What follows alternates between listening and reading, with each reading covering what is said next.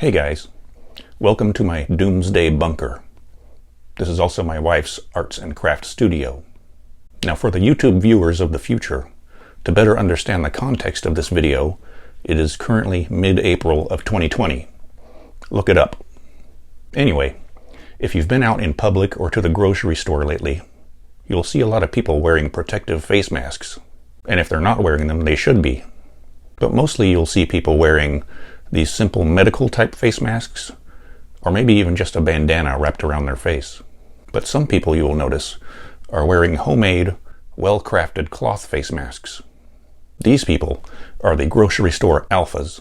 Their high-quality masks will frighten and intimidate the other shoppers, thus giving them their pick of the hard-to-find items and mates. Today I will be making a high-quality, custom cloth face mask that will command the respect of my fellow shoppers. So let's do this. I'm going to be using this denim face mask template that I downloaded from the Joann Fabric website, and I'll be getting my material from this old pair of gray denim jeans. The first step is to cut 4 instances of this pattern from the denim. Next we're going to take 2 of our pieces and put the sides that are going to be on the outside of the mask together, like so. And then we're going to sew down this front curve. The pattern allows for a 3/8 of an inch seam allowance.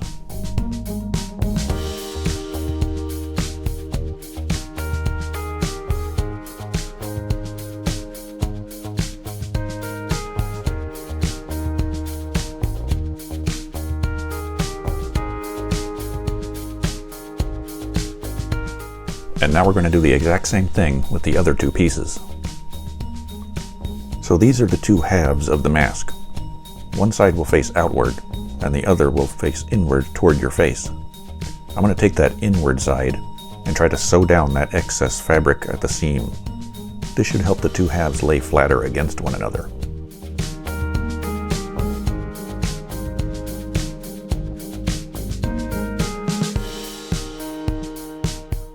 Now that worked okay, but not as cleanly as I would have hoped, so I'm not going to do that for the outward facing side. For this side I'm just going to try to trim off some of the excess fabric that will be around the nose. I'm hoping this will have the same effect.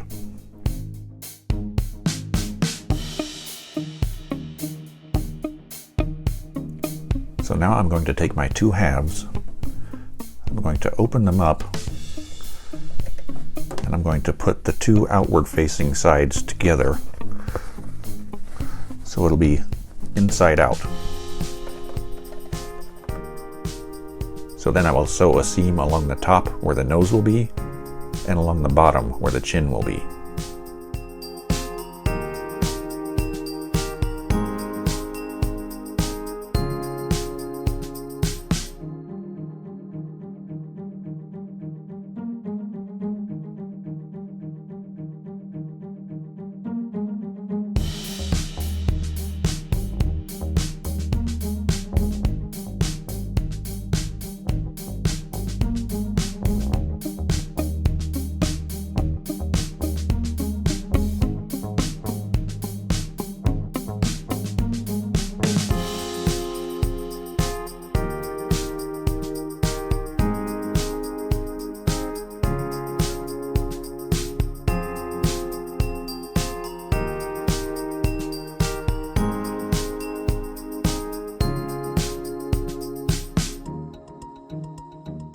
Well, it's coming right along.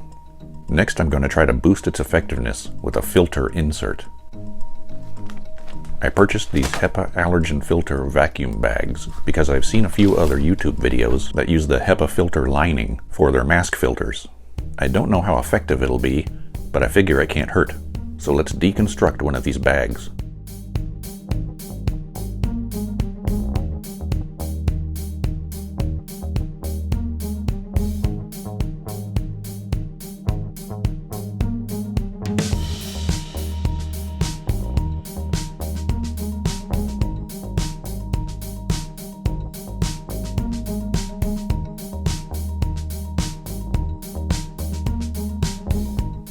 Well, that's a pretty sloppy cut, but it shouldn't matter.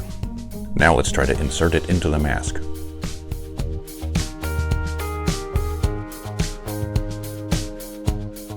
So that was way harder than I thought it would be, but I finally managed to get it in there nice and straight. If you're trying this at home, try to think of a better way to do that. Maybe put it inside before you sew it shut. But let's move on. So now that the filter's in place, we can seal up the two ends. I'll just tuck the edges inside themselves and stitch along that edge to lock it down.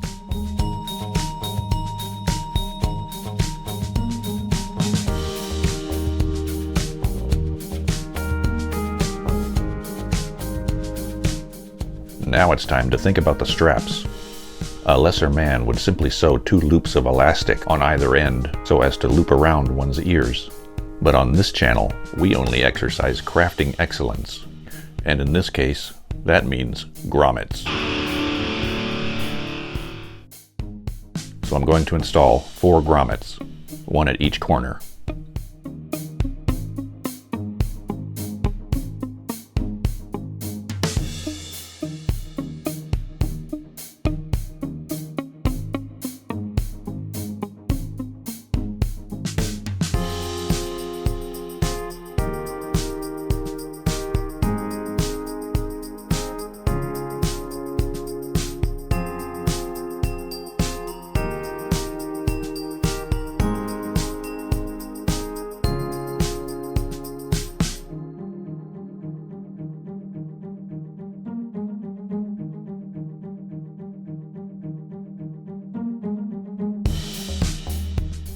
Now, since I don't own any elastic, I'm going to use rubber bands for my stretchy straps. I just take one of these rubber bands and I feed it through the grommet from the front, doesn't matter, and then through again, like so. And for these top ones, I'm going over the corners and bottom just around the edge. I'll be using cord for the actual straps, but not just any cord. I'll be using the manliest cord, and that's 550 Paracord. And after measuring this for my own head, I've found that the top straps need to have about a 4-inch loop, and the bottom straps about 3. So now I will cut and tie my paracord into these loops. So here's how you tie 2 ends of paracord together. You take your 2 ends, and on one end you make a loop and hold it securely. Then you take the other end of the cord, feed it through the loop, and then over and behind. And then you take that end and you feed it through that second loop that you just made. And finally, while holding the tips of both ends, carefully pull the knot tight. And try to keep the ends as short as possible. This gives you a very compact and secure knot. So connecting the straps behind your head can be done any number of ways. You could simply use longer lengths of cord and just tie it on. But I just happen to have, from one of my many adventures, just a whole bunch of Velcro. So what I'm going to do is I'm going to sew Velcro tabs around these cords, and that should make it really easy to take on and off. Now I know most of you at home may not have Velcro, but just use what you can, or just tie it in knots.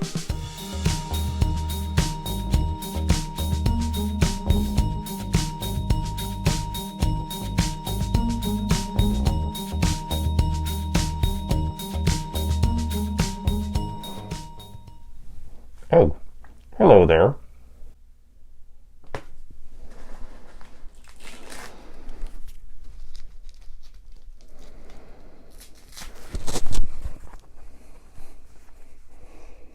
So now I have a very nice, very comfortable mask, and we could just stop here, but I think we should take it one step further and decorate it.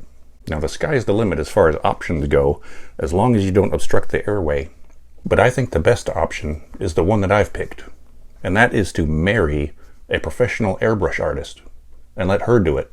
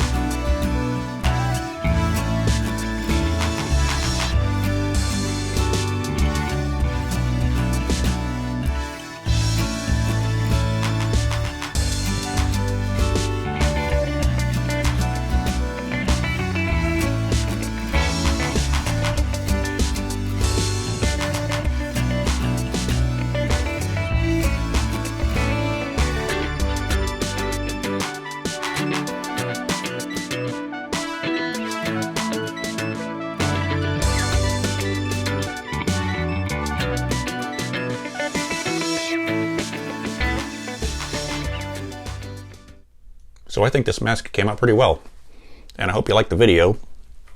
I did want to mention one thing. I try to make my videos a little tongue-in-cheek.